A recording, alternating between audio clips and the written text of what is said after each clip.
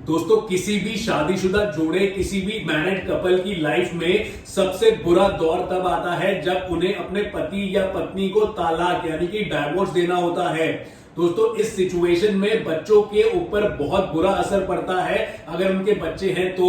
लेकिन इस सिचुएशन में ना सिर्फ हम बच्चों की कस्टडी पे सवाल खड़ा करते हैं, बल्कि बच्चों को जो मेंटल पेन और मानसिक तकलीफ पहुंचती है तो उसके ऊपर भी हम बात करेंगे, चर्चा करेंगे। लेकिन दोस्तों उससे पहले इस वीडियो को पूरा शुरू से लेकर एंड तक देखिएगा और साथ ही साथ मेरा फेसबुक पेज लीगल बाबा और मेरा YouTube channel Ashish Dawar the legal Baba को आप सब्सक्राइब कर लीजिएगा, ताकि ऐसी लीगल इंफॉर्मेटिव वीडियोस मैं आप लोगों के लिए लाता रहूं और आपको लॉ की नॉलेज देता रहूं। और दोस्तों साथ ही साथ आपको अगर मुझसे कोई भी क्वेश्चन पूछना है, कोई भी लीगल इशू है आपका, तो आप नीचे मैंने डिस्क्रिप्शन बॉक्स में अपना इंस्टाग्राम का लिंक दे दिया है, आप उस लिंक को क्लिक करिए, इंस्टाग्राम पर आइए, इंस्टाग्राम पर मुझे फॉलो करिए। मेरी प्रोफाइल है official_ आशीष डावर _ लीगल बाबा। आप इस प्रोफाइल पे मुझे फॉलो करके मुझे डायरेक्ट मैसेज करके आप अपनी कोई भी लीगल इशू से रिलेटेड कोई भी सवाल पूछ सकते हैं, आपको जवाब मैं जरूर दूंगा।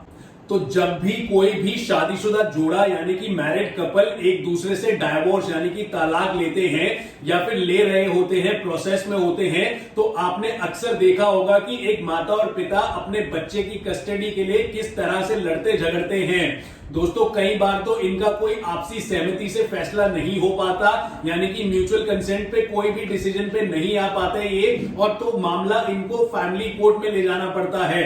और दोस्तों जब भी मामला फैमिली कोर्ट के अंदर आता है तो फैमिली कोर्ट के जो जज होते हैं वो एक दूसरे माता और पिता की दोनों साइड की बात सुनते हैं, समझते हैं, फिर वो ये डिसाइड करते हैं कि बच्चे की कस्टडी माता को जाएगी या पिता को जाएगी। दोस्तों इस सिचुएशन में जो कोर्ट होती है वो एक जने को बच्चे की कस्टडी पकड़ा देती है, बच्चे की कस्टडी दे देती है और उस बच्चे से जुड़े उनके फ्यूचर के कुछ इंपॉर्टेंट फैसले लेने के लिए भी उनको बोल देती है। तो दोस्तों आइए आगे बढ़ते हैं, ये पता करते हैं कि बच्चे की कस्टडी आखिर मिलती किसको है, अब माता को मिलती है या पिता को मिलती है। तो दोस्तों जब भी बात हिंदू बच्चे की आती है तो हिंदू बच्चे की कस्टडी यानी कि हिंदू बच्चे की गार्डियनशिप का मामला Hindu minority and guardianship act 1956 के तहत ही तय किया जाता है।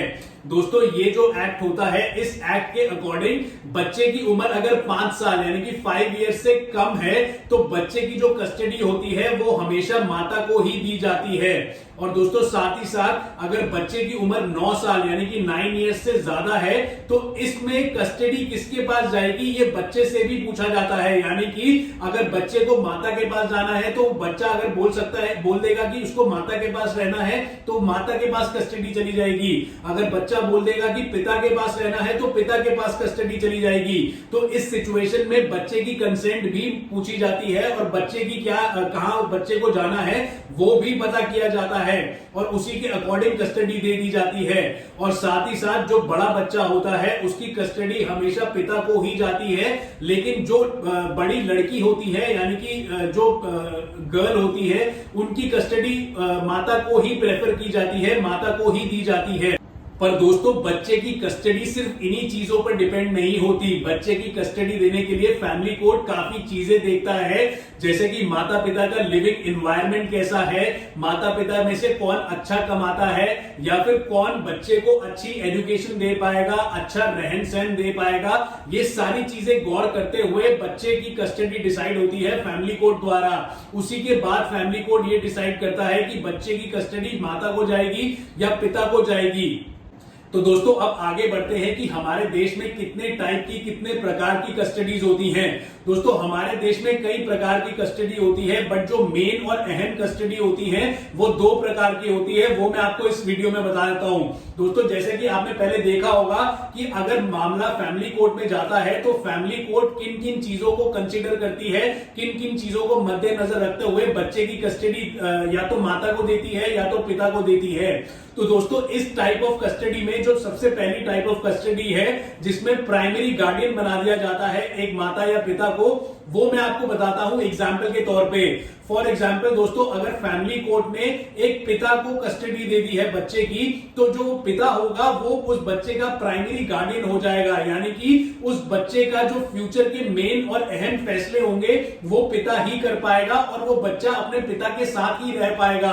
और साथ ही साथ जो माता होगी, उस माता को अगर उसको बच्चे से मिलना है तो उस माता को विजिटेशन राइट दे दिए जाएंगे कि वो इस समय में आकर बच्चे से मिल सकती है। फॉर एग्जाम्पल, बच्चे की गर्मियों की छुट्टियां हैं, समर वेकेशंस हैं, तो माता समर वेकेशंस में आके बच्चे से 15 या 10 दिन तक विजिट कर सकती है, उनसे मिल सकती है।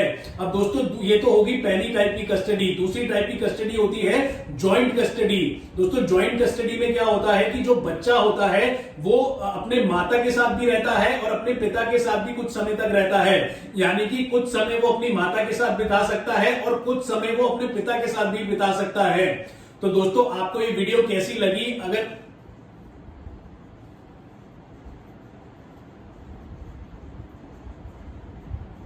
ये दो मेन टाइप की कस्टडी होती है जो कि मेनली यूज होती है फैमिली कोर्ट के अंदर कस्टडी डिसाइड होते हुए।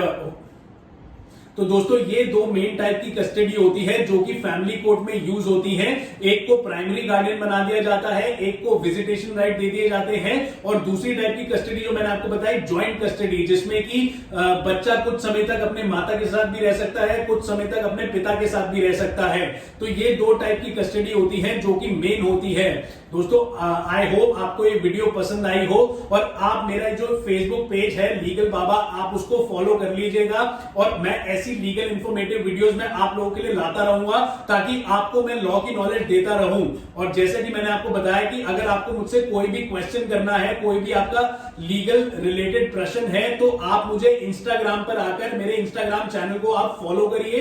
आप मुझसे डायरेक्ट मैसेज करके कोई भी क्वेश्चन पूछ सकते हैं लॉ से रिलेटेड, मैं आपको जवाब जरूर दूंगा। Thank you.